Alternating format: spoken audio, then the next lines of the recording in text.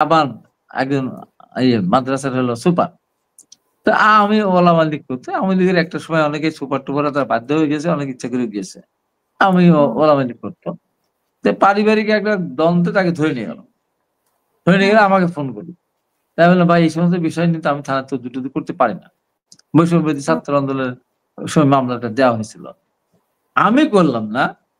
জামাত সেখানে গিয়ে তাদের একটা প্যাড বানালো। চিন্তা কত বড় মিথ্যা কথা। তারা তাদের ইউনিয়ন করে, আমার ইউনিয়ন, নিজের ইউনিয়ন, একটা ইউনিয়ন প্যাড বানালো।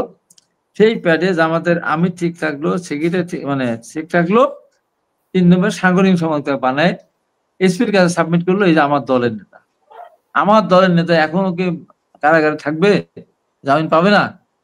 কোর্টে দেখালো, এসপি কে দেখালো, জামিন দিয়ে দিল। জামিন নিয়ে আসার পরে আপনার থানা এসে ছবি উঠালো, বড় করে সব জামাতের নেতা ছবি উঠালো। আমি তো জানি। পরে আমি নিশ্চিত হয়ে আমি ওই ইউনিয়ন জামাতের কমিটি আমি উদ্ধার করলাম।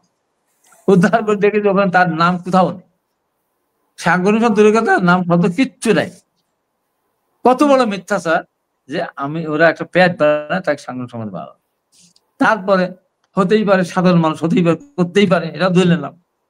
তারপরে আমি খুঁজতে গেলাম যে আওয়ামী লীগ করতো কিনা। পরে আমি কাগজ উদ্ধার করলাম, সে আমি ওলামা লীগের সহসভাপতি। বলেন এরা কি না পারে। তখন আমি এটা নিয়ে টক শোতে আপনার রাউন্ড টেবিলে আমি ধরলাম। ধরার পরে আমি তখন একদম আস্তাগফিরুল্লাহ রাব্বি মিন কুল্লি যামবি ওয়া আউযু বিল্লাহ হাওলা ওয়ালা কুওয়াতা ইল্লা বিল্লাহ বলে শুরু করলাম। ওই জামাত কথা বলেন, তো বলেন এত বড় মিথ্যাচার করে এখানে আসছেন এই টক শো করতে না? আর আমার সাথে যে মিথ্যাচারটা করেছে, মানে ওই যে বাচ্চা ছেলে, আল্লাহর কসম, খুদার কসম, ওইটা চুরি করি নাই, খাইনি। তা আমি ওইরকম কসম দিয়ে বলে আমার বিরুদ্ধে যত অভিযোগ ওরা নিয়ে এসেছে একটাও ঠিক না। আমি কোথাও কোনদিন বলিনি যে ভোট কেন্দ্রে ধানের শীষে ভোট না দিলে কেউ সুস্থ হয়ে বাড়ি ফিরে যেতে পারবে, এখানে কোনদিন কোথাও বল নাই।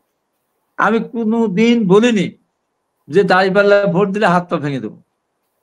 আমি কোনদিন বল নাই যে দাঁড়িপাল্লায় ভোট দিলে জিব্বা কেটে ফেলবো। এইসব মিথ্যা কথাগুলো বলেছে। আবার দেখেন যে আমার এলাকায়, আমার আটঘরিয়াতে আবার ৭৪টা মোটরসাইকেল ভাঙলো।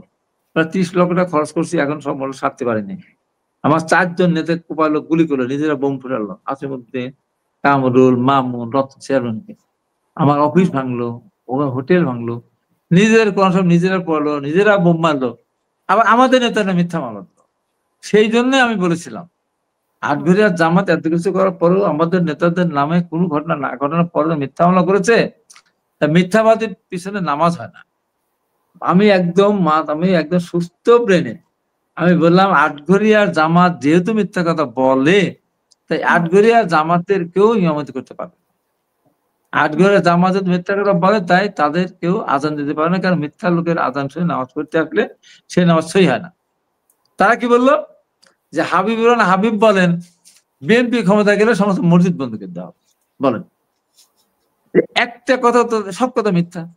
আর আমরা তো কোনো পুরাতে পারি না। আমাদের নেতা শহীদ রাষ্ট্রপতি জিয়া রহমান সংবিধান বিসমিল্লাহির রহমানির রহিম সংযোজন করেছেন। সেই জন্য আমি কথাটা উদাহরণ বলেছেন, গুরুত্ব বোঝানোর জন্য। বিএনপির কোন নেতা কোন রাগ করে তার বাবাকে কেটে টুকরো টুকরো করতে পারে, তার ভাইকে বোনকে কেটে মাটিতে পুঁতে রাখতে পারে, ফেলতে পারে। তারপরও বিএনপির কোন নেতা কোনো কোরআন শরীফে আগুন দিতে পারে না। আমি গুরুত্ব বোঝানোর জন্য বললাম। এটা বলি কোন আমি গুরুত্ব বোঝানোর বলেছি, উদাহরণ দিচ্ছি। সর্বশেষ বলবো যে আমি একদম দেখেছেন, আপনাকে আগে বলেছি, আমি সকালবেলা শুয়ে আছি, আমার ভাই উল্লাস ও আমাকে এসে বলতে, হাই ভাই তাড়াতাড়ি উঠুন, তাড়াতাড়ি। কি হচ্ছে? এই দেখেন মোবাইলে কি দেখা যাচ্ছে। কি দেখা যাচ্ছে? দেখা যাচ্ছে 7 বস্তা টাকা সহ র্যাব আমাকে ধরেছে, আরো সিন্ধুকে ভর্তি টাকা, কোটি কোটি টাকা গহনপত্র আছে, এটা বলতেছে। তা বলে তাড়াতাড়ি আপনি লাইভ কেন?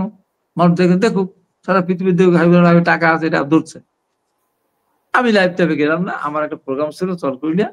আমি আলহাজ মোড় নামে একটা জায়গায় গাড়ি নিয়ে গেলাম। ওরা বললো, হাবিব ভাই এখান থেকে 100 কিলোমিটার দূরে আপনি ঘোড়ার গাড়ি থেকে নিয়ে আসবো। তা আমি ঘোড়ার গাড়িতে করে আমি ওই অনুষ্ঠানে গেলাম। আমি ঘোড়ার গাড়িতে করে যাচ্ছি একটা অনুষ্ঠানে, আর সারা পৃথিবী দেখতেছে যে আমাকে র্যাব ধরছে। যে কত বড় মিথ্যা কথা।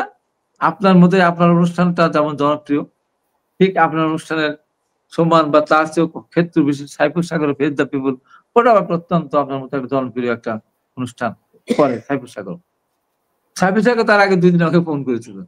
ওই দিন ফোন করছে, এটা কি হলো? কি হয়েছে? কাঁদতে সর্ব কেন আপনার সাথে কালকে তো কথা বললাম, এত বড় ঘটনা ঘটে গেল। আচ্ছা ভাই ঠিক আছে, তাহলে আমি ইতে দিই, আপনার কি বলে ভিডিও কল দিই, কেটে দিলাম, ভিডিও কল দিলাম।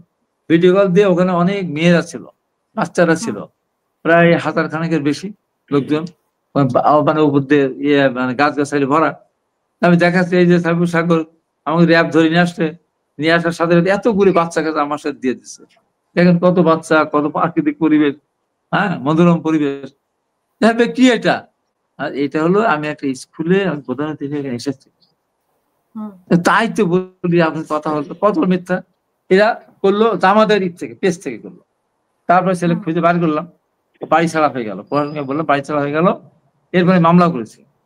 এরপর হলো কি, এটা সেটা শেয়ার করলো, লক্ষ লক্ষ শেয়ার, লাইক, ওরা কমেন্ট করলো ওরা।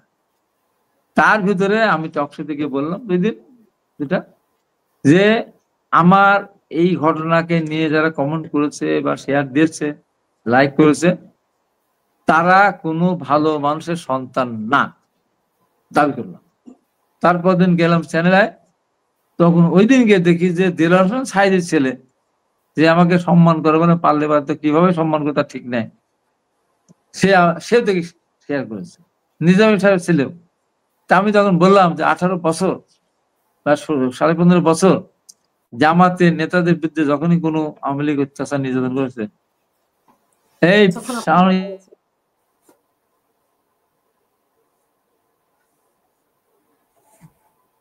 জি শুনতে পাচ্ছেন আপনাকে। ঠিক